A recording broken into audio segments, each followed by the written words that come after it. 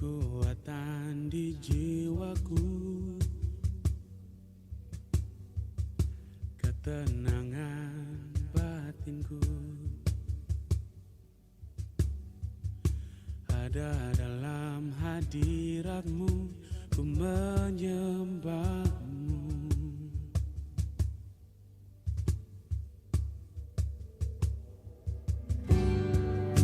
Sungguhku di kakimu, rasakan hadiratmu. Takkan ku melepaskanmu, kau cahaya bagiku, mengiringmu seumur hidupku, masuk dalam rencanamu Bapa. Pikiranku, kehendakku, ku serahkan padamu. Harapanku hanya di dalammu, ku kan teguh bersama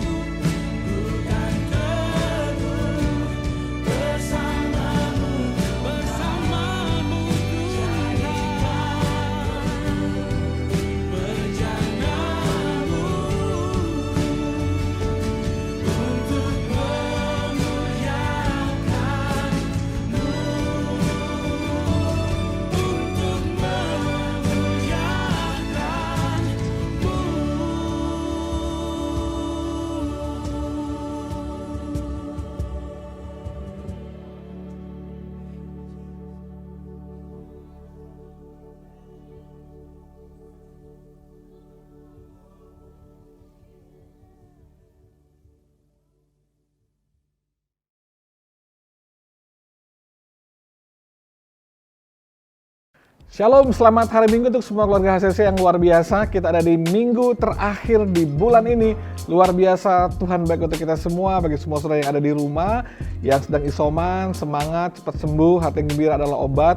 Dan mari kita siapkan hati kita bersama hari ini untuk bisa beribadah bersama-sama dengan sukacita. Karena Filipi 4 ayat 4 bilang begini, bersukacitalah senantiasa dalam Tuhan. Sekali lagi kukatakan bersukacitalah. Apapun keadaan saudara hari ini, situasi yang saudara sedang hadapi, beban beratmu, masalah pergumulanmu, mari bersukacitalah di dalam Tuhan. Karena sukacita yang sejati, yang abadi, yang luar biasa, hanya didapatkan di dalam Tuhan. Mari bersukacita, kita menyembah Tuhan, memuji Tuhan, beribadah hari ini, alami hadirat Tuhan, siapkan diri saudara bersama dengan keluarga yang ada di rumah, siapkan hati saudara, buka hati saudara, alamilah hadirat Tuhan yang luar biasa. Sehingga hari ini kita diubahkan, dijamah oleh kuasa Tuhan. Mari kita berdoa. Bapa, terima kasih, bersyukur untuk hari ini kami ada kesempatan untuk bisa beribadah. Kami bersyukur kami sehat diberkati. Yang sedang isoman Tuhan jamah sembuhkan dan pulihkan. Hari ini kami mau bersukacita Tuhan.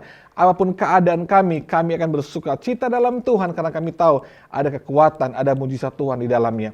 Kami mulai ibadah kami, urapi kami semua, lawat kami dengan hadirat-Mu dalam nama Yesus. Haleluya, mari sama-sama katakan, amin.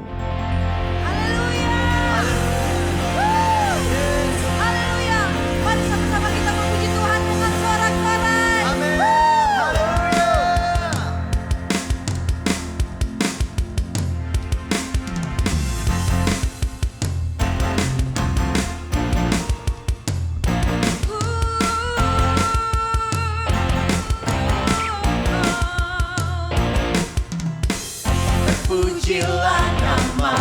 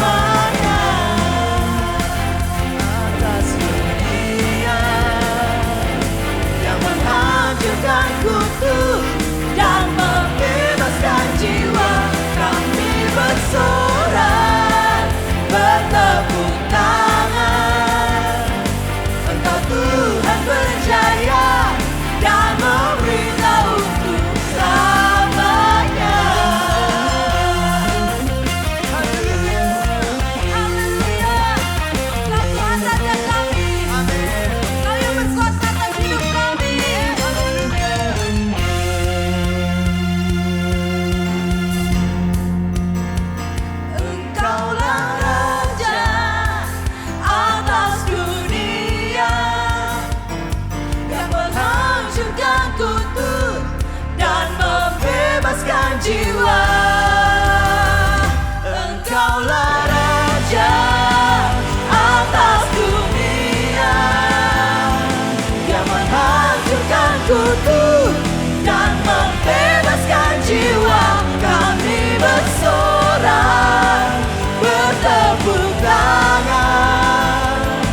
Engkau Tuhan percaya dan memerintah untuk selamat. Engkaulah Raja atas dunia yang menghancurkan kutu dan membebaskan jiwa.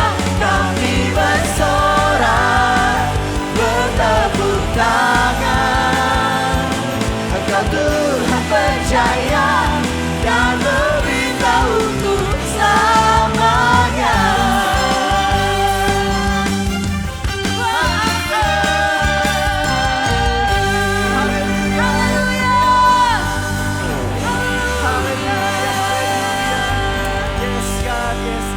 Engkau Tuhan yang layak memerintah selamanya. Engkau Tuhan yang dahsyat, Engkau Tuhan yang ajaib. Dulu, sekarang, selamanya Engkau tidak pernah berubah Tuhan. Haleluya, haleluya. Thank you Jesus, thank you Jesus. Kami mau terus memuji dan menyembah Engkau Tuhan. Meskipun saat ini kami ada di rumah, mungkin ada di ruangan-ruangan atau di kamar Tuhan, tapi kami percaya saat kami datang dengan hati yang rindu, dengan hati yang sungguh mencari wajah Tuhan, maka Engkau hadir. Thank you Jesus, thank you Jesus. Saat ini Tuhan, satu hal yang kami rindukan, yaitu merasakan hadirat-Mu. Biar hadirat-Mu melawat setiap kami, menjamah setiap kami dimanapun kami berada. Thank you Jesus, thank you Jesus, thank you Jesus. Mari kita ambil waktu naikkan syukur di hadapan Tuhan. Mari naikkan syukur-Mu di hadapan Tuhan. Say thank you Jesus, thank you Jesus. Thank you Jesus. Thank you Jesus. Oh, terima kasih Tuhan.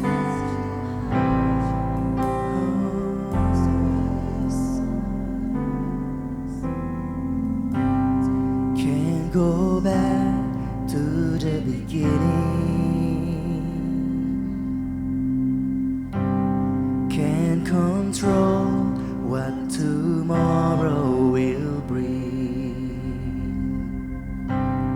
but I know here in the middle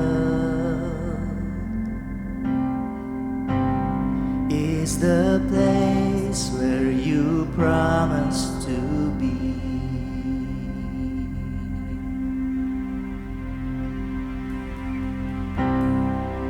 I'm not enough unless you come.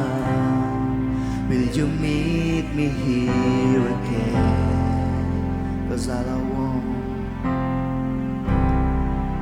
'cause all I want is all you are. Will you meet me here again? Oh.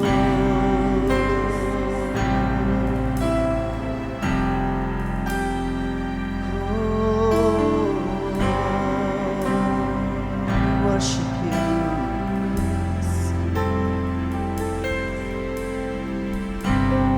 As I walk now through the valley,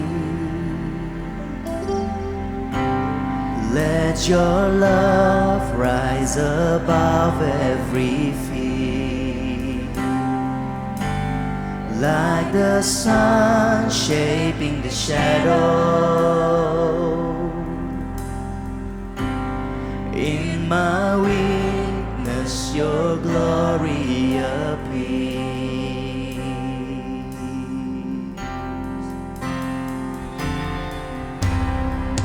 I'm not enough unless you come. Will you meet me here again?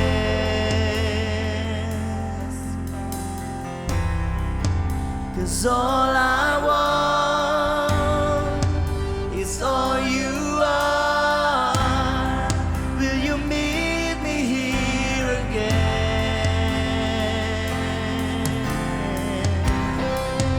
I'm not enough unless you come. Will you meet me here again? All I want, 'cause all I want is all you are. Will you meet me here again?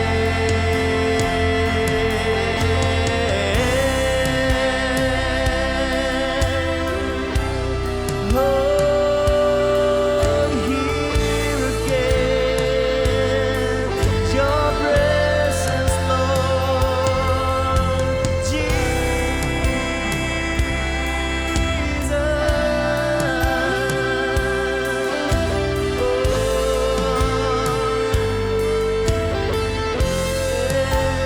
Not for a minute was I forsaken.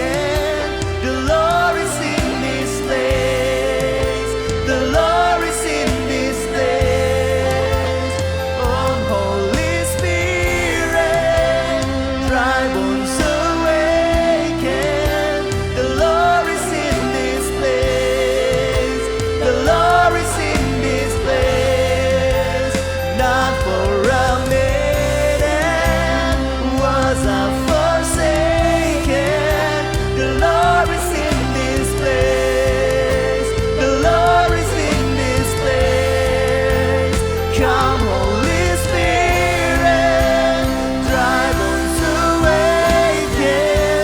The Lord is in this place. The Lord is in this place.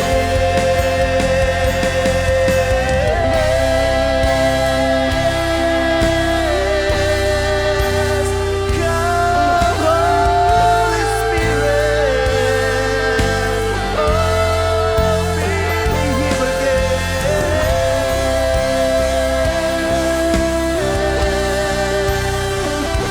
Jesus,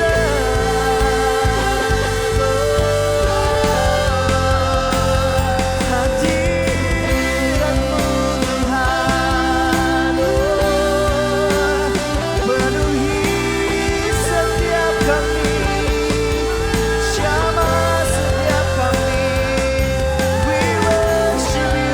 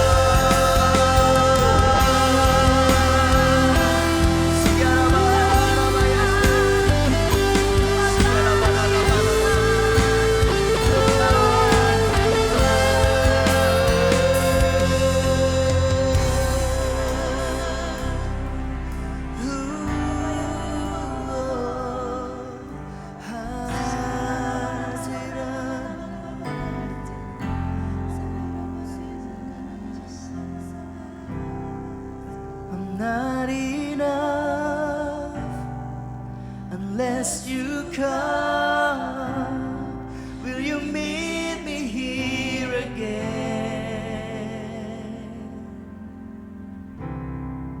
'Cause all I want is all you are. Will you meet me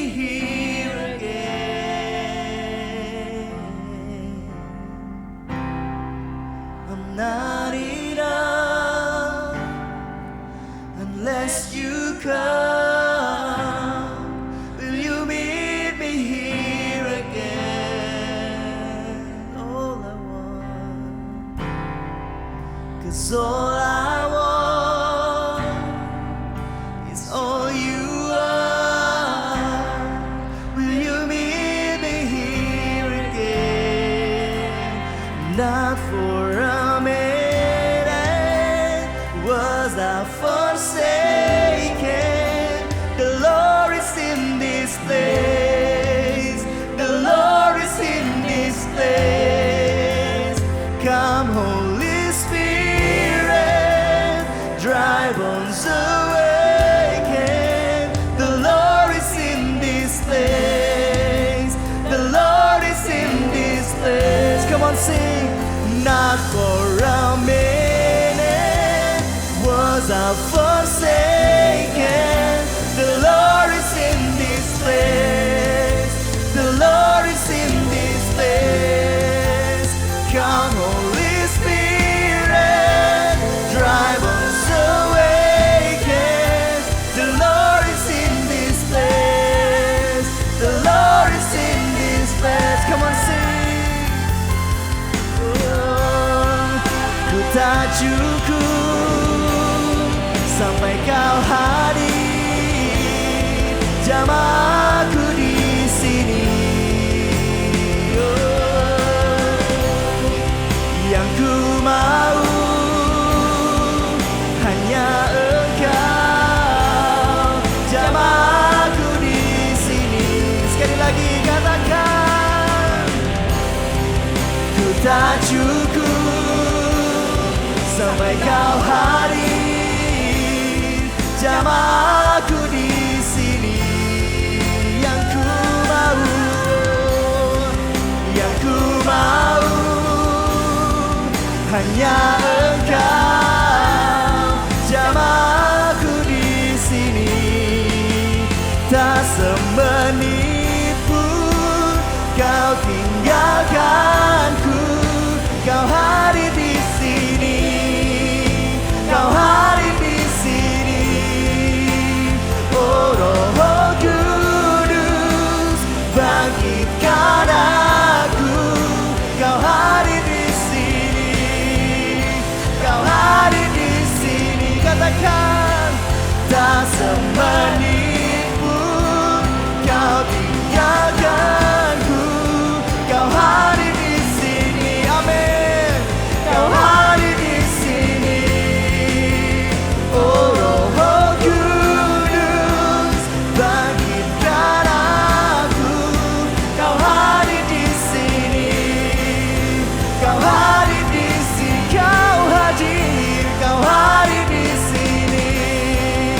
Kau hadir di sini. Kau hadir. Kau hadir di sini. Kau hadir di sini.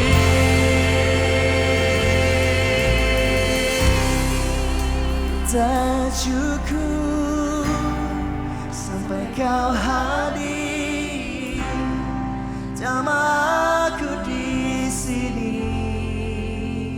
Oh, yang ku mau hanya Engkau, jamaku di sini.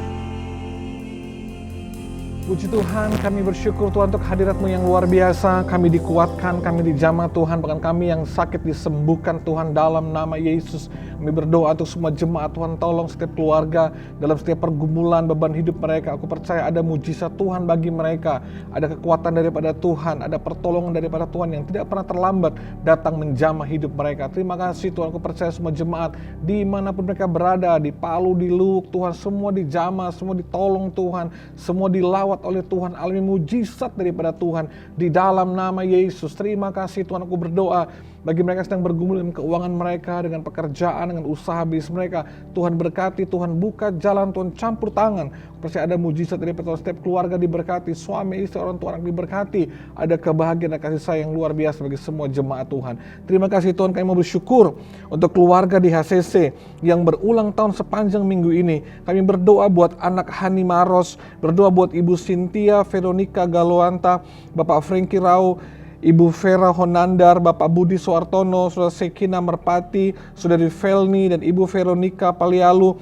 Bersyukur untuk usia yang Tuhan tambahkan. Mereka semakin luar biasa dalam Tuhan, bertumbuh dalam cintanya Tuhan, semakin mengasihi Tuhan, diurapi, diberkati.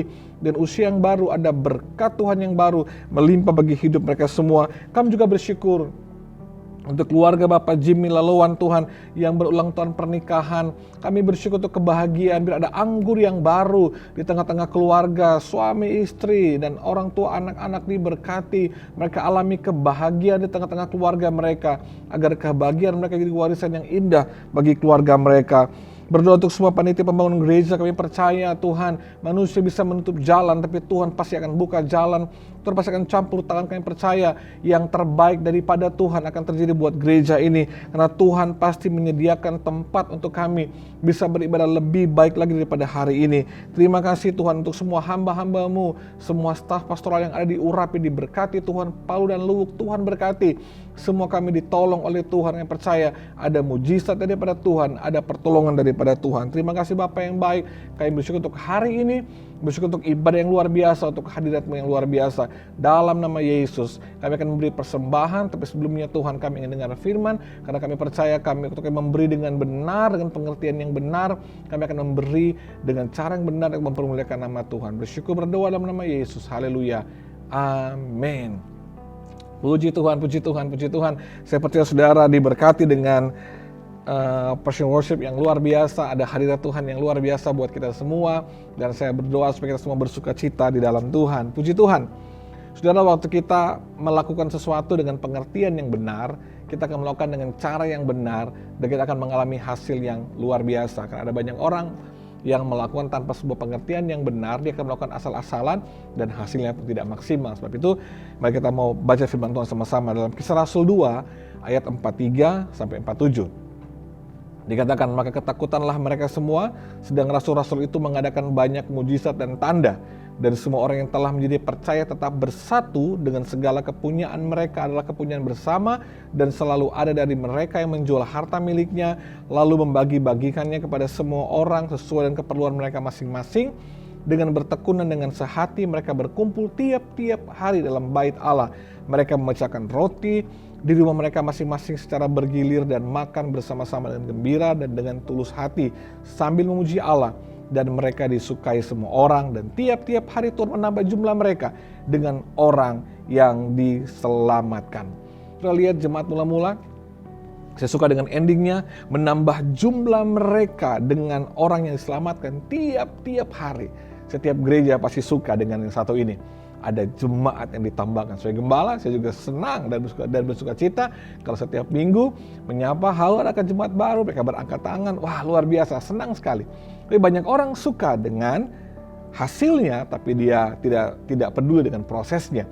Nah, bagaimana mereka bisa mengalami sebuah pertumbuhan? Dan saya berdoa dan juga terjadi buat gereja ini. Saya bersyukur bahwa dalam 4 tahun gereja ini Tuhan izinkan kita bangun bersama-sama. Ada penambahan, ada pertumbuhan, ada perubahan yang sangat signifikan. Nah, kenapa mereka ditambahkan jumlah tiap-tiap hari? Karena yang pertama saya lihat bahwa di gereja itu ada mujizat. Ada tanda, dikatakan mengadakan banyak tanda, mujizat dan tanda. Ada pekerjaan Tuhan yang luar biasa, ada perubahan hidup yang terjadi, ada keadaan-keadaan yang diubahkan Tuhan, ada sakit yang disembuhkan, kehidupan yang berubah, ada sebuah pertobatan, ada keluarga yang disembuhkan, dipulihkan Tuhan, ada hati yang disembuhkan Tuhan, dan itu luar biasa. Dan dikatakan mereka yang menjadi percaya tetap bersatu, ada sebuah unity di antara mereka, dan dikatakan bahwa mereka membagi-bagikan harta milik mereka. Ada diakonia di situ. Mereka saling memberi, yang kuat menanggung yang lemah. Ada sebuah kesatuan hati di situ, saling peduli satu dengan yang lainnya. Lalu mereka bertekun sehati, berkumpul dalam rumah Tuhan. Mereka orang yang suka beribadah, menyembah Tuhan. Bahkan mereka makan bersama-sama dengan gembira, ada sukacita. Mereka memuji Tuhan, Alkitab bilang. Jadi koinonianya ada, diakonianya ada, marturianya juga ada. Sehingga gereja mula-mula mengalami sebuah pertumbuhan. Wow, saya bersyukur untuk apa yang Tuhan izinkan terjadi buat gereja ini. Saya senang melihat jemaat yang sangat peduli dengan hidup orang lain, yang mau saling support, yang mau saling membantu. Wah, saya selama istri dan anak-anak saya isoman, wah dikirim makanan terus. Wah, saya lihat ini jemaat mula-mula membagi-bagikannya. Dan saya lihat juga jemaat-jemaat yang lain yang sedang isoman juga, wah saling peduli. Dan kita bersyukur kita bisa saling support di tengah masa yang sukar ini. Sebab itu saya berterima kasih untuk semua jemaat yang peduli, yang kuat menanggung yang lemah dengan benih taburan saudara. Di rekening diakonia kita bisa saling support. Kami menyediakan paket vitamin, buah saudara, kita bisa antigen jemaat. Udah kurang lebih hampir 400-an alat antigen yang kita gunakan untuk bisa swab jemaat dari rumah ke rumah. Itu semua bisa terjadi, nggak simsalabim, nggak terjadi dengan tiba-tiba, karena itu terjadi karena ada hati yang mengasihi Tuhan, love God dan love people. Ada hati yang terbuka mau saling berbagi seperti jemaat mula-mula ini. Dan sehingga dengan demikianlah jumlah mereka bertambah-tambah. Karena ada hati yang mengasihi. Nggak hanya mengasihi Tuhan, tapi mengasihi sesama dengan sebuah tindakan nyata. Sekali lagi saya terima kasih buat semua jemaat. Saudara nggak hanya menyatakan bahwa saudara mengasihi Tuhan dan mengasihi sesama, tapi saudara membuktikannya. Saudara membuktikannya dengan memberi, dengan menabur, mengembalikan yang milik kepunyaan Tuhan, dan kami kelola dengan baik sehingga semua perlengkapan, kelengkapan gereja ini kita bisa berfungsi dengan baik di koinonianya, di diakonianya, dan di marturianya. Dan saya percaya gereja ini akan bertumbuh dengan maksimal. Puji Tuhan. Bila saudara ingin menabur, saudara yang di Luwuk, mari silakan lihat nomor rekening yang ada di Luwuk, dan yang di Palu, lihat nomor rekening yang ada di Palu, dan rekening persembahan, perpuluhan, dan juga pembangunan, beserta juga dengan diakonia. Bila saudara ingin, kita bisa saling membantu yang lain. Sebab itu, saudara bisa scan barcode juga, dan selamat memberi. Mari memberi dengan sukacita, memberi dengan hati yang mengasihi Tuhan, dan saya percaya setiap benih taburan kita tidak pernah sia-sia. Selamat memberi, Tuhan memberkati kita semua. Baik, sambil saudara akan memberikan persembahan, akan ada beberapa tambahan pengumuman dari saya. Untuk ibadah minggu depan, saudara akan menunggu informasi dari gereja sambil melihat situasi dan perkembangan yang ada, apakah kita sudah bisa on-site minggu depan atau tidak, karena minggu depan kita akan perjamuan kudus, saudara. Jadi kami tim pastoral akan terus memantau keadaan situasi yang terjadi. Saya bersyukur sudah banyak jemaat yang sembuh, yang pulih, dan saya bersyukur untuk tim kami yang gerak cepat gitu ya, bisa swab ke rumah-rumah jemaat sehingga kita bisa cepat dapat kondisi jemaat seperti apa, dan kami cepat bisa menolong saudara. Jadi saudara bisa menunggu nanti informasi selanjutnya. Puji Tuhan, saudara, ada kelas Spiritual Journey batch yang keempat ya, sudah kelas yang keempat kita akan buka. Nah, bagi saudara yang belum tahu apa itu Spiritual Journey, itu adalah kelas pengajaran di gereja ini terdiri dari 4 kelas, dari 4 bagian. Nah, apa yang akan kita pelajari di situ, itu akan pelajari tentang dari saudara bagaimana saudara dari jemaat sampai saudara bisa jadi melayani Tuhan. Ada banyak pelajaran-pelajaran yang sangat menarik dan luar biasa. Saudara akan belajar selama 4 kali pertemuan ini, dan saya berharap saudara jemaat bisa join di dalamnya. Kita hanya buka 30 pendaftaran saja karena kami ingin lebih maksimal. Sebab itu saudara segera daftarkan diri saudara di nomor WhatsApp gereja atau langsung ke saudara Rizky di nomor handphone yang ada di bawah ini, saudara. Puji Tuhan, dia sudah bisa join bersama-sama dan kami bisa belajar, dan saya percaya dengan pelajaran yang baru ini akan menolong saudara semakin bertumbuh di dalam Tuhan. Baik, puji Tuhan, meskipun saudara ada di rumah, saya ingin menyapa ada dari antara saudara yang jemaat baru gitu di gereja ini yang beribadah secara online. Saudara bisa ketik di chat di bawah, bilang saya baru, shalom apa kabar, saya menyambut saudara. Puji Tuhan bisa di keluarga di HCC, kami akan memfollow up saudara lebih dalam lagi. Puji Tuhan, saya berharap saudara semua diberkati Tuhan, dan ini waktunya untuk kita bermingle time. Saudara yang ada di rumah, mari lihat istri, suami, anak, orang tua, atau siapapun di rumah saudara, dan say hello sama mereka, berikan pelukan kasih sayang buat mereka. Katakan Tuhan mengasihimu, shalom, selamat hari Minggu, dan kita bermingle time, dan kita akan dengarkan firman Tuhan. Puji Tuhan, hari ini kita akan diberkati dengan seorang hamba Tuhan yang luar biasa. Bagi saya, dia bukan hanya seorang pendeta, tapi dia seorang teman yang sangat baik dengan saya. Bahkan mungkin mentor juga buat saya, karena saya ikut beberapa kali kelas-kelas beliau yang mengubahkan banyak hal di hidup saya, dan bersyukur juga untuk mujizat Tuhan di hidup mereka. Mereka menikah sejak tahun 2007. Mereka bergumul berdoa untuk seorang anak, saudara. Udah segala macam cara mereka lakukan, program yang mereka buat, saudara, dan tidak ada hasil. Tapi di saat mereka sudah mungkin tidak melakukan apapun lagi, tiba-tiba tahun lalu, tahun 2021, akhir tahun, Tuhan buat mujizat. Dan istri daripada hamba Tuhan ini hamil. Itu mujizat yang luar biasa. Saya bersuka cita, saya menghubungi beliau, kasih selamat, dan terus berdoa supaya kandungan istrinya baik, mereka luar biasa, sehingga anak yang lahir sehat dan sempurna, diberkati Tuhan. Perkenalan saya dengan beliau itu dimulai dari sebuah buku yang sederhana. Buku ini saya baca sebelum HCC ini mulai, dan buku ini mengubah banyak hal di hidup saya, mengubah cara memimpin saya, mengubah banyak hal di hidup saya. Buku ini simple, tipis, kecil, tapi sangat dalam sekali. Dari buku ini saya kenal beliau, akhirnya saya ikut kelas beliau, ketemu dengan dia, dan dia pernah datang ke Palu untuk berkhotbah, dan saudara sangat diberkati dengan postingan dia di Instagram, saudara diberkati dengan buku-bukunya yang luar biasa.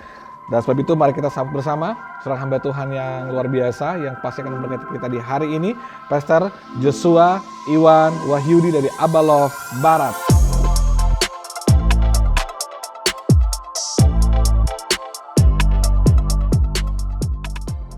Shalom Bapak Ibu Saudara dari HCC Palu. Saya bersuka cita karena bisa menjumpai saudara sekali lagi, walaupun masih dalam berupa online, tapi saya percaya ada waktunya kita akan bisa berjumpa muka dengan muka.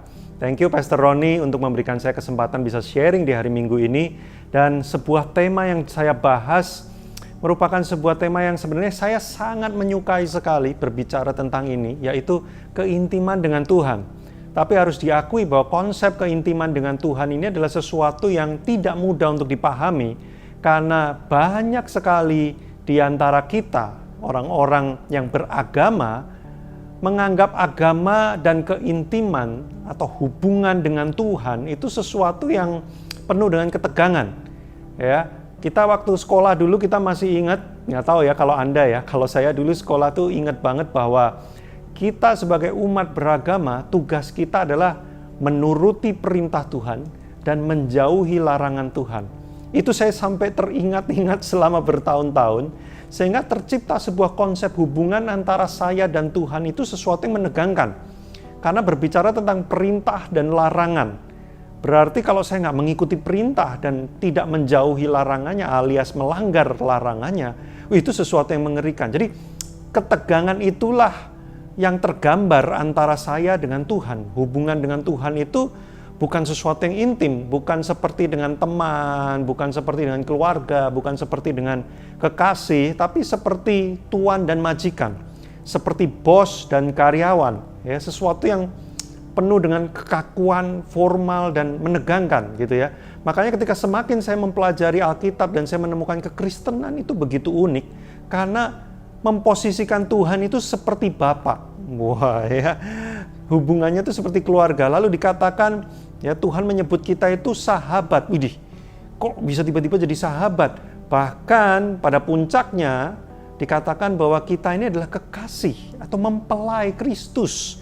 Wah, berarti kan hubungan yang sangat intim sekali, dekat sekali, eksklusif dan sangat passionate begitu ya. Wah, ini sesuatu yang to be honest akan sulit untuk dipahami, dan saya bisa mencapai kepada titik pemahaman ini diawali dengan satu pertanyaan. Satu saat saya pernah bertanya kepada diri saya sendiri sebuah pertanyaan yang muncul, kenapa Tuhan menciptakan manusia? Saya nggak tahu Bapak Ibu Saudara pernah bertanya seperti itu nggak? Kenapa Tuhan menciptakan manusia? Apa yang dibutuhkan oleh Tuhan dari manusia? Adakah Tuhan kekurangan sesuatu sampai dia harus membuat manusia, dan kalau tidak dibuat manusia, Tuhan seperti galau gitu ya, seperti ada yang kosong, seperti ada yang hilang. Pertanyaan ini kalau kita bisa menemukan jawabannya, kita akan mengerti apa sebenarnya hubungan antara manusia dengan Tuhan. Tuhan menciptakan banyak hal, tetapi tidak dengan semua hal Tuhan punya hubungan yang sama. Dengan berbagai macam ciptaannya, hubungan antara Tuhan dengan ciptaannya berbeda-beda. Dan bagaimana kita bisa mengetahui posisi manusia di mata Tuhan? Nah, saya punya satu prinsip. Kita akan bisa tahu apa tujuan dan nilai suatu benda ketika kita melihat bagaimana benda itu diperlakukan atau dipergunakan. Saya ulang, kita akan bisa tahu nilai dan tujuan satu benda dari cara benda itu diperlakukan dan digunakan. Contoh, bagi beberapa orang, air mineral gelas ya, gelasnya, sisanya ya, setelah dipakai untuk minum, gelasnya sudah kosong. Bagi beberapa orang itu adalah sampah, dibuang, dilempar begitu saja, ditinggalkan dan tidak dianggap. Tapi bagi beberapa orang itu dicari-cari. Kenapa? Karena bagi mereka itu bernilai, itu berharga. Ada tujuan yang penting di balik eksistensi kehadiran gelas air mineral yang bekas itu. Tapi bagi orang lain, dia mungkin membuangnya karena bagi dia itu tidak bernilai. Jadi bagaimana kita bisa tahu satu benda itu nilainya seberapa jauh dan apa tujuannya? Kita lihat bagaimana benda itu diperlakukan. Nah, pertanyaannya adalah bagaimana Tuhan memperlakukan manusia? Bagaimana Tuhan memperlakukan ciptaannya yang lain? Kenapa manusia bisa menjadi spesial dan berbeda? Apa bukti perlakuan Tuhan yang menunjukkan bahwa manusia itu tidak sekedar hanya ciptaan Tuhan saja, tapi dia adalah ciptaan yang berbeda. Nah, mari kita baca di dalam 1 Petrus 1 ayat 18 sampai 20.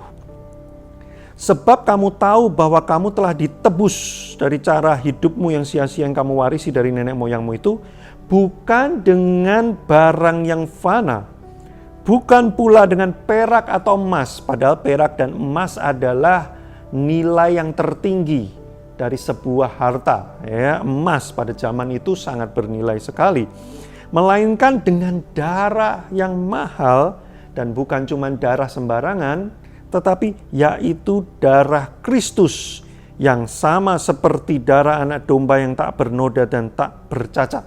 Bagaimana kita bisa tahu Tuhan memperlakukan kita spesial? Dari cara Dia menebus.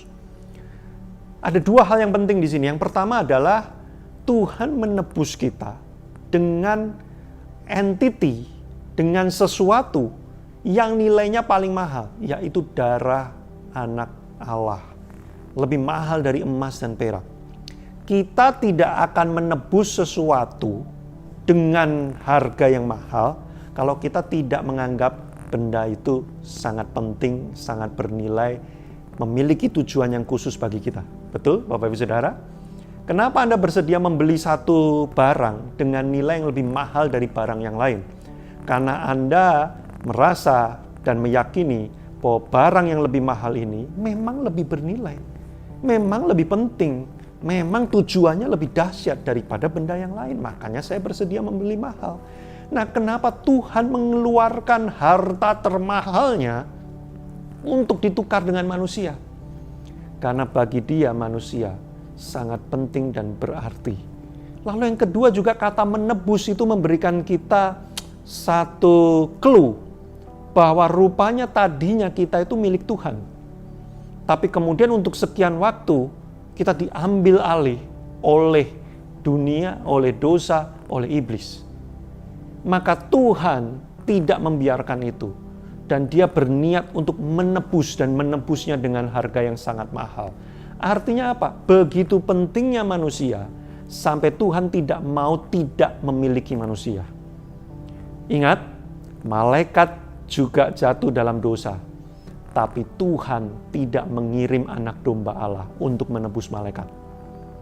Malaikat jatuh dalam dosa, disiapkan neraka dan penghukuman. Tapi manusia jatuh dalam dosa, disiapkan anak domba Allah. Tahu dari mana? Ayat 20, kita baca. Ia telah dipilih, Kristus telah dipilih, bahkan sebelum dunia dijadikan. Loh saudara, sebelum kita jatuh dalam dosa saja, Kristus sudah disiapkan. Artinya adalah ketika Tuhan menciptakan manusia, Dia tahu ada kemungkinan bahwa manusia akan jatuh dalam dosa. Tapi Tuhan tidak mau membiarkan itu. Dia ingin manusia terus menjadi milik kepunyaannya sampai selama-lamanya. Itu sebabnya Dia menyiapkan Kristus untuk skenario yang terburuk sekalipun. Jadi Tuhan tidak menyayang-nyayangkan anaknya yang tunggal. Bayangkan, luar biasa sekali. Demi siapa? Demi kita. Jadi di mata Allah, di mata Tuhan, manusia, kita ini adalah sesuatu yang penting dan berharga. Siapa sih yang mau sampai luar biasa menebus, tidak membiarkan hilang dari genggamannya, bahkan rela mengeluarkan habis-habisan demi mendapatkan kembali sesuatu yang berharga. Nah, dalam konteks keluarga kita akan sering menjumpai orang tua yang siap untuk habis-habisan demi tetap memperoleh anaknya di dalam hatinya. Nah, bukankah gambaran yang secuplik kita lihat di keluarga-keluarga apa yang dilakukan oleh orang tua? Mereka berkorban, mereka habis-habisan, mereka mengeluarkan harta terbesar mereka demi supaya anaknya tetap bersama-sama dengan mereka. Nah, inilah gambaran dari Kristus, gambaran dari Tuhan Allah kita. Memandang kita bukan cuma sekedar ciptaan, tapi ciptaan yang spesial dan penting. Ini poin pertama. Poin kedua kita lihat di dalam 2 Timotius pasal yang kedua ayat yang ke-13 dan 1 Yohanes 4 ayat 19. Saya bacakan langsung sekaligus karena dua ayat ini saling melengkapi. 2 Timotius 2 ayat 13, tetapi jika kita tidak setia, dia tetap setia karena dia tidak dapat menyangkal dirinya. Dan 1 Yohanes 4 ayat 19, kita mengasihi karena Allah lebih dulu mengasihi kita. Jadi dari dua ayat ini kita melihat bagaimana perilaku Tuhan kepada kita adalah dia setia walaupun kita nggak setia. Dia sayang, dia mengasihi kita lebih dulu, bahkan sebelum kita kenal Tuhan itu siapa dan mengasihi dia. Jadi artinya apa? Artinya Tuhan menganggap kita sangat penting karena ketika kita memberontak sekalipun, dia masih mengusahakan bagaimana caranya supaya kita sadar dan balik kembali. Ini seperti kisah anak yang bungsu yang hilang itu. Anak bungsu yang hilang memberontak dari bapaknya. Mau keluar dari rumah, tidak peduli lagi, tidak mau tinggal di dalam rumah itu. Tapi bapaknya tetap setia, menunggu, mengasihi. Dan ketika pulang kembali anak itu tetap dianggap seperti anak, seperti semula. Seolah-olah tidak terjadi apa-apa. Bahkan makin dirayakan karena dia pulang kembali. Seolah-olah seperti lahir kembali, merayakan kelahiran ulang kembali. Itu sebabnya dikatakan ketika ada orang yang menerima Yesus sebagai Tuhan dan dia dilahirkan kembali, surga dan para malaikat bersukacita. Kenapa?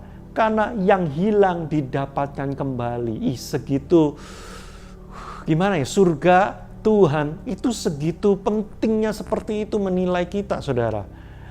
Kalau kita nih karyawan, ya saudara lihat di perusahaan-perusahaan, karyawan nggak setia, pecat saudara ya.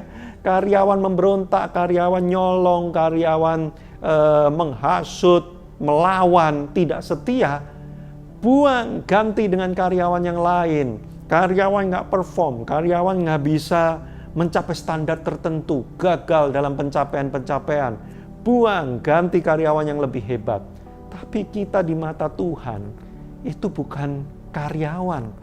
Itu sebabnya kalau ada orang bilang begini, untuk apa sih manusia diciptakan Tuhan? Untuk melayani Tuhan. Kelihatannya rohani, tapi menurut saya tidak alkitabiah.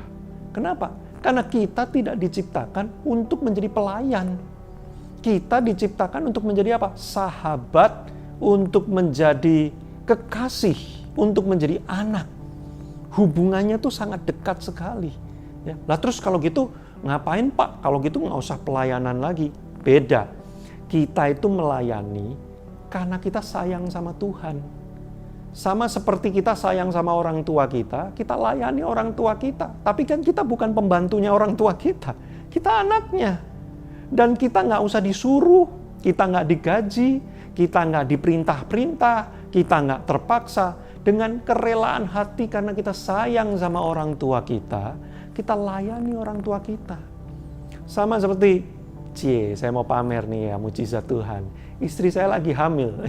Setelah 14 tahun kami menikah, kami berdoa, kami menunggu mujizat Tuhan dan terjadi di tahun ke-14, akhirnya istri saya hamil.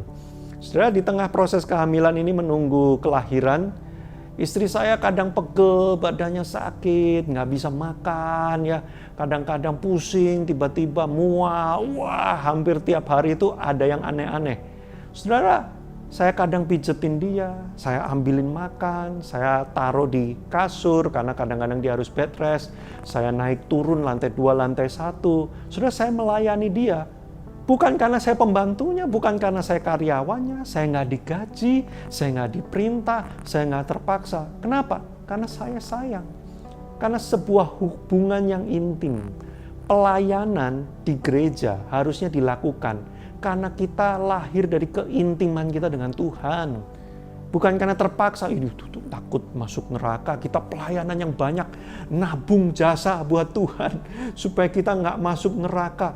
Loh, kamu itu bukan Romusha, bukan pekerja rodi. Wah, dipecut kalau nggak pelayanan, masuk neraka kamu. Saudara. Makanya konsep pelayanan itu harus diubah. Jangan melayani itu seperti orang kerja, seperti sebuah beban gitu ya. Melayani itu karena kita dekat sama Tuhan, sayang sama Tuhan, sampai rasanya kalau aku nggak nyanyi buat Tuhan tuh nggak enak. Aku tuh saking sayangnya sama Tuhan, kalau aku itu nggak bikin sesuatu untuk kerajaan Allah tuh kayaknya nggak enak di hati tuh. Ada kasih yang meluap-luap gitu loh, pengen lakukan sesuatu buat Tuhan. Nah itu pelayanan. Saudara, makanya saya dan istri saya sudah 27 tahun menjadi orang Kristen. Tidak pernah mau berhenti pelayanan. Bentuk pelayanannya bisa berubah-berubah. Dulu ini, sekarang ini. Tapi saya nggak pernah mau berhenti pelayanan. Kenapa saudara? Karena saya nggak bisa. Setiap kali saya ingat Tuhan itu keren banget. Terus saya bersekutu dengan Dia. Saya mendapatkan jamahan. Saya ada di dalam hadiratnya. Saya merasakan kasih Tuhan yang besar banget. Dengan sendirinya kasih itu menggebu-gebu membuat saya pengen lakukan sesuatu buat Tuhan. Nah itu pelayanan yang lahir dari keintiman dengan Tuhan, saudara. Ya, karena saya lihat Tuhan setia waktu saya memberontak. Waktu saya nggak sayang sama Dia, saya belum tahu Dia itu siapa. Dia udah sayang dulu sama saya. Wih, luar biasa ya. Ketiga, Hosea 6 ayat 6. Saya suka sekali ayat ini, saudara, karena ini keinginan Tuhan terhadap manusia. Ya. Hosea 6 ayat 6 bunyinya, sebab aku menyukai kasih setia dan bukan korban sembelian, dan menyukai pengenalan akan Allah lebih daripada kurban-kurban bakaran. Saudara jangan pikir ya manusia diciptakan untuk beribadah, untuk kebaktian. Bukan, saudara. Tuhan lebih suka kasih setia dan pengenalan. Nanti saya akan jelaskan apa arti kata pengenalan ini. Kasih setia dan pengenalan itu artinya apa sih, saudara? Kedekatan. Ya. Hubungan apa yang lekat banget dengan kata-kata kasih setia dan pengenalan? Coba apa, saudara?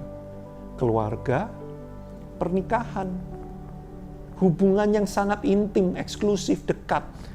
Kasih setia, pengenalan, saudara. Kalau pekerjaan, hubungan kerja, nggak butuh kasih setia, yang penting profesional ya. Bagiannya apa? Kerjain, udah, jangan miss, deliver dengan baik, selesai. Nggak perlu pengenalan, nggak perlu terlalu akrab, sampai hidup dan mati. Ya. Mengenali dia lagi sakit ini, aku kirimin obat, apa. Nggak perlu. Yang penting bagian pekerjaan diselesaikan dengan tuntas, profesional, selesai. Tapi yang namanya keluarga, yang namanya pernikahan, yang namanya hubungan kekasih, yang namanya persahabatan dekat, kadang-kadang bahkan demi kasih setia dan pengenalan, aku rela nggak cuan. Nah, kan gitu kan, saudara? Karena temen, karena keluarga, nggak cuan nggak apa-apa, rugi nggak apa-apa. Karena apa? Kasih setia. Karena apa? Karena aku kenal kamu, karena aku deket dengan kamu. Nah itu keinginan Tuhan kepada manusia. Jadi kalau saudara lihat, saudara pikir ya, banyak orang tuh bilang begini, oh manusia diciptakan untuk menyembah Allah. Ada benernya, ada salahnya. Salahnya di mana? Kalau menyembah sama dengan menyanyi, salah. Manusia diciptakan untuk menyanyi, ya, memenuhi surga dengan nyanyian. Ya elah, kayak suaramu lebih hebat dari suara malaikat aja. Ya, coba deh nyanyi di rumah ya. Do re mi fa sol la si do gitu ya. Ya ada yang bagus banget, tapi ada yang nafas aja fales gitu kan. Kalau kayak gitu berarti gagal penciptaan manusia. Ya. Setelah kita nggak diciptain untuk nyanyi, kita nggak diciptain untuk kebaktian, kita nggak diciptain untuk pelayanan, kita nggak diciptain untuk khotbah, kita nggak diciptain untuk melakukan pekerjaan-pekerjaan. Kita tuh diciptain untuk apa sih, saudara? Kasih setia dan pengenalan. Cuman itu yang Tuhan pengen dari manusia. Kalau malaikat, nah ini dia, saudara. Kalau malaikat jelas diciptakan untuk melayani kebutuhan Tuhan. Makanya kita baca di Alkitab, malaikat menyampaikan pesan Tuhan, menolong umat Tuhan, menjadi kepanjangan tangan Tuhan untuk serving. Itu malaikat. Tapi manusia, enggak loh saudara. Sudah baca, semua kerinduan Tuhan itu apa? Kasih setia dan pengenalan, keintiman. Tuhan tuh cuman pengen apa sih sama manusia? Pengen deket, pengen punya hubungan yang deket, ngobrol, mengenal. Saudara, pelayanan itu apa? Pelayanan hanyalah hasil akibat karena kita sayang sama Tuhan. Kita nggak tahan kalau kita nggak melayani, karena pengen mengekspresikan betapa sayangnya. Saudara kayak nggak pernah pacaran aja. Saudara yang pacaran ya, masih ingat nggak waktu zaman-zaman deg-degser ya, yang udah menikah. Saking sayangnya kan, saking cintanya sama pasangannya, nggak tahan kalau nggak beliin bunga, beliin coklat, ajak makan ya, anterin pulang. Terus apa lagi? Lepas jasnya untuk supaya nggak kedinginan. Itu kan pelayanan yang lahir karena cinta, karena pengenalan, karena sayang, karena keintiman. Nah itu, jadi jangan dibalik. Tuhan nggak pernah ciptakan manusia untuk pelayanan. Yang ada pelayanan terjadi ketika manusia intim dengan Tuhan. Makanya pelayanan yang dibangun tanpa keintiman dengan Tuhan, itu bukan pelayanan. Itu namanya pekerjaan. Makanya orang yang kerja minta upah. Kalau nggak dikasih upah, ngamuk-ngamuk. Orang yang kerja apa? Terbeban. Aduh capek, merasa sesak, ya kan? Tapi kalau engkau melayani karena cinta, nggak ada minta upah, nggak ada merasa lelah. Justru makin lelah demi orang yang kita sayangi, makin bangga kita. Dulu waktu bisa nganterin pacarnya, ya kan jauh gitu, pulang-pulang kan menepuk dada. Gila, gue anterin dia. Bangga, bukan capek, kesel, ngamuk-ngamuk, tapi bangga. Nah itu lahir dari keintiman. Makanya sudah Yohanes 3 ayat 16, ayat umat Kristen. Ya, karena begitu besar kasih Allah akan dunia ini, sehingga ia telah mengaruniakan anaknya yang tunggal, supaya, ini dia tujuan penciptaan manusia, setiap orang yang percaya kepadanya tidak binasa, melainkan beroleh hidup yang kekal. Apa hidup kekal? Yohanes 17 ayat 3, mari kita baca. Inilah hidup yang kekal itu, yaitu bahwa mereka mengenal Engkau, satu-satunya Allah yang benar, dan mengenal Yesus Kristus yang telah Engkau utus. Jadi rupanya manusia itu diciptakan Tuhan untuk diberikan hidup kekal. Hidup kekal itu apa? Mengenal Bapa dan Kristus yang adalah satu. Mengenal di sini menggunakan kata ginosko.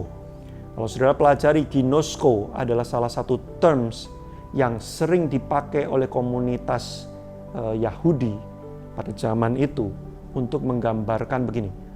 Pengenalan yang lahir lewat pengalaman seksual.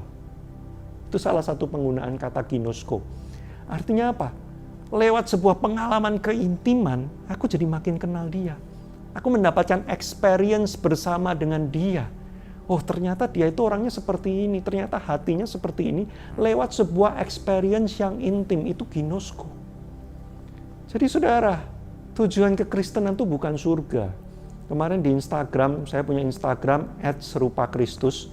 Itu khusus konten-konten Kristiani saya. Saya nggak posting di akun pribadi saya posting di akun @serupakristus.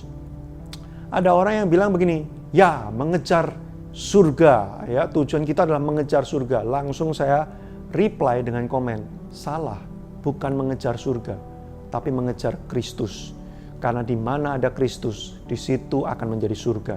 Di mana tidak ada Kristus, sebagus apapun itu tempat, akan menjadi neraka. Saudara, tujuan kekristenan itu bukan masuk surga. Tujuan kekristenan adalah keintiman dengan Kristus, keintiman dengan Tuhan, saudara. Makanya saya tutup ya sharing saya hari ini dengan Kejadian 5 ayat 21 sampai 24. Kita belajar kisah dari satu orang yang namanya Henokh. Ya, kita baca ya, Kejadian 5 ayat 21 sampai 24. Setelah Henokh hidup 65 tahun, ia memperanakkan Metusalah. Dan Henokh hidup bergaul dengan Allah selama 300 tahun lagi setelah ia memperanakan Metusalah. Dan ia memperanakan anak-anak lelaki dan perempuan. Jadi Henokh mencapai umur 365 tahun. Ayat 24. Diulang lagi. Dan Henokh hidup bergaul dengan Allah. Sudah sampai diulang 2 kali kata-kata Henokh hidup bergaul dengan Allah. Lalu apa yang terjadi? Lalu ia tidak ada lagi sebab ia telah diangkat oleh Allah. Sudah cuma 2 orang yang tidak mengalami kematian yang tercatat di dalam sejarah Alkitab. Satu Elia, yang kedua Henokh. Tapi Henokh kenapa saudara tidak tunggu sampai periodenya habis? Sudah dibawa Tuhan ke surga. Karena saking karibnya saudara. Henokh bergaul sama Allah 365 tahun. Saking deketnya sampai Allah udahlah gak usah tunggu lama-lama lagi. Sekarang aja bawa kepada kekekalan. Karena Tuhan begitu karib sekali dengan Henokh. Sudah jangan takut ya. Sudah takut begini. Aduh kalau nanti aku dekat dengan Tuhan cepat dipanggil ke surga. Hei saudara, kalau saudara punya pikiran seperti itu, konsep saudara tentang kematian masih salah. Kapan-kapan kalau ada waktu, saya akan jelaskan pada saudara ya tentang konsep kematian di dalam kekristenan. Tapi yang jelas kalau saudara punya pemikiran bahwa, waduh, makin dekat sama Tuhan nanti makin cepat dijemput. Kayak si Henokh itu sebelum waktunya sudah diambil, waduh, ngeri ya. Saudara ada yang salah dengan kekristenanmu. Nah, saudara Henokh 365 tahun saudara. Dia hidup setiap hari bergaul karib dengan Tuhan. Kalaupun dia pelayanan, mungkin dia pelayanan untuk melayani Tuhan gitu ya. Karena zaman itu belum ada gereja. Tapi saudara, kita melihat bagaimana inilah yang dikehendaki oleh Tuhan. Tujuan kekristenan kita adalah keintiman dengan Tuhan saudara. Nggak ada yang lain. Maka di akhir dari khotbah saya, saudara, saya ingin kita merenungkan diri kita. Kenapa sih kita menjadi orang Kristen? Untuk apa sih kita menjadi orang Kristen? Kenapa engkau mempercayai kekristenan? Kenapa engkau menyembah Kristus? Kenapa engkau mengikut Kristus?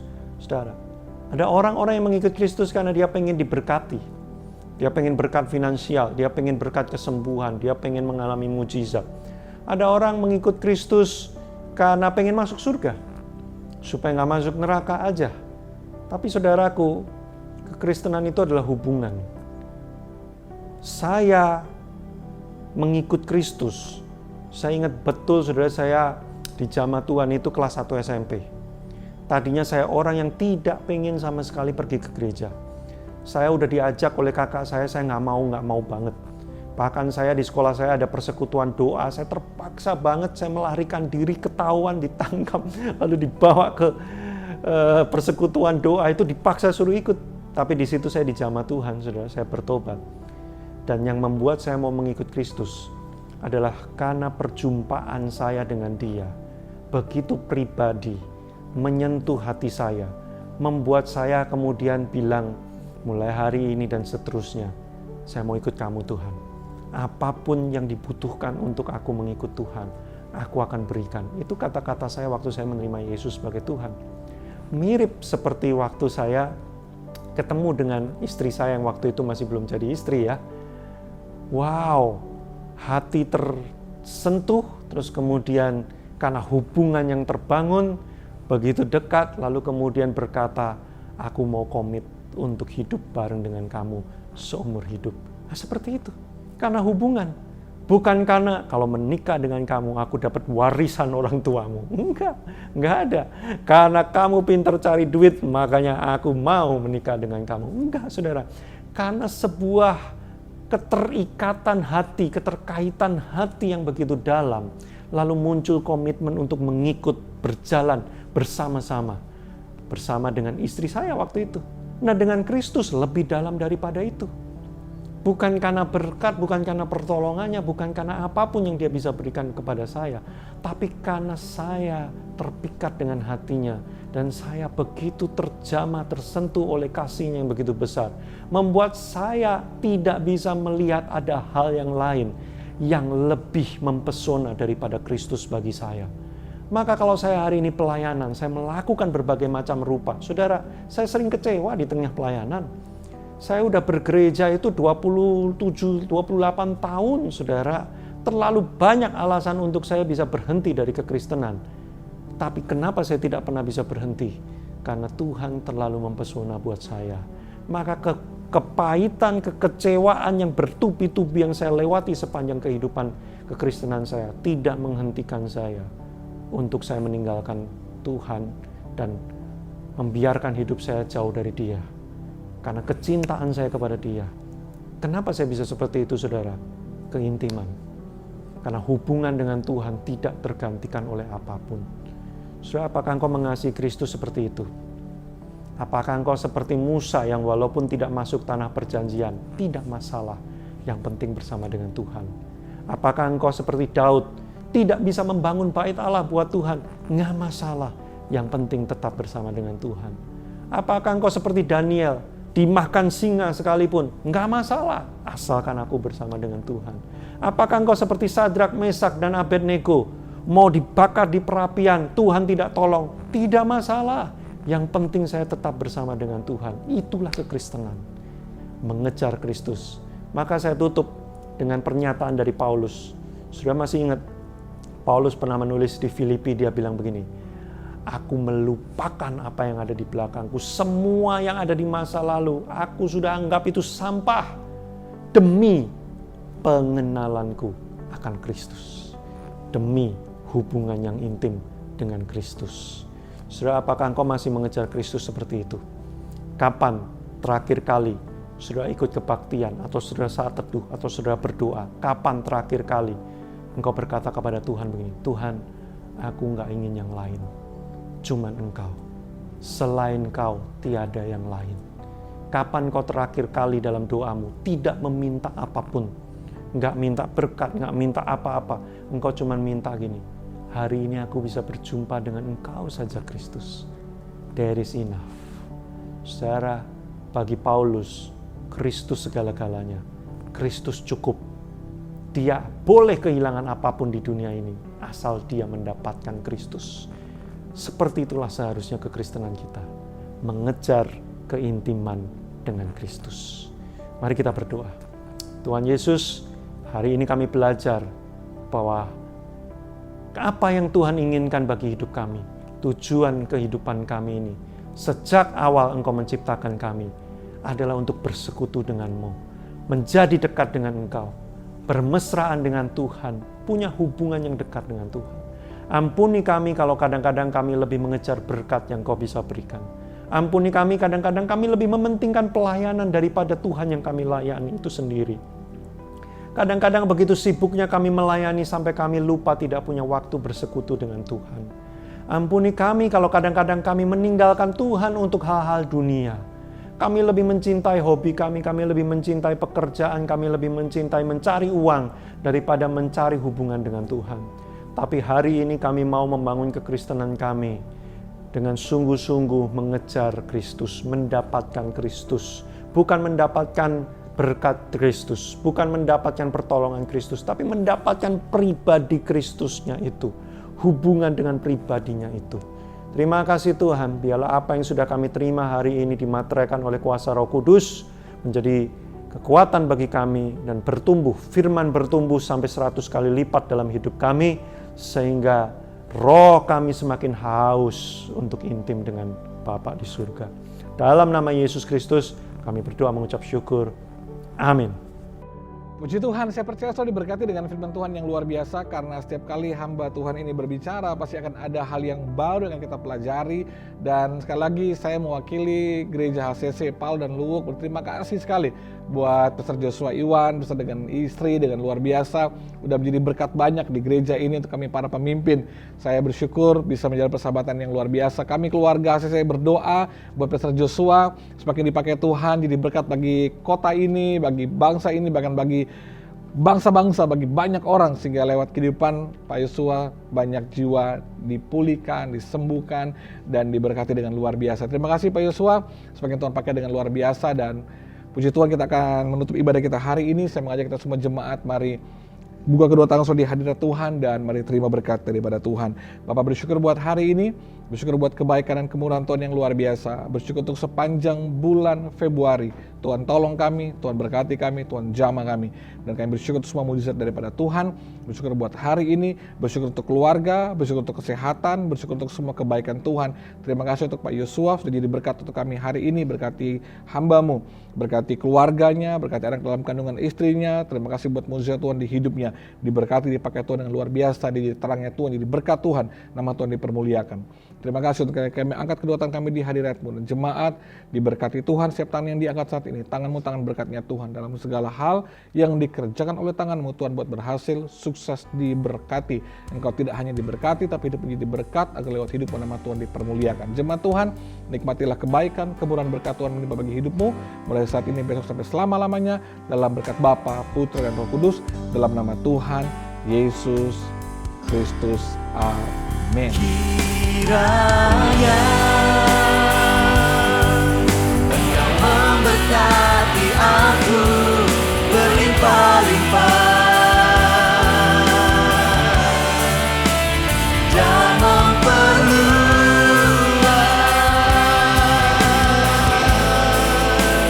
daerahku.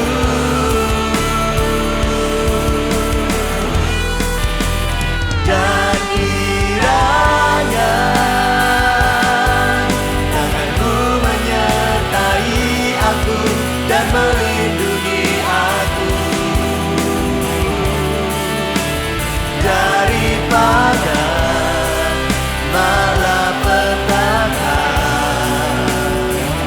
sehingga kesakitan tidak menimpa aku.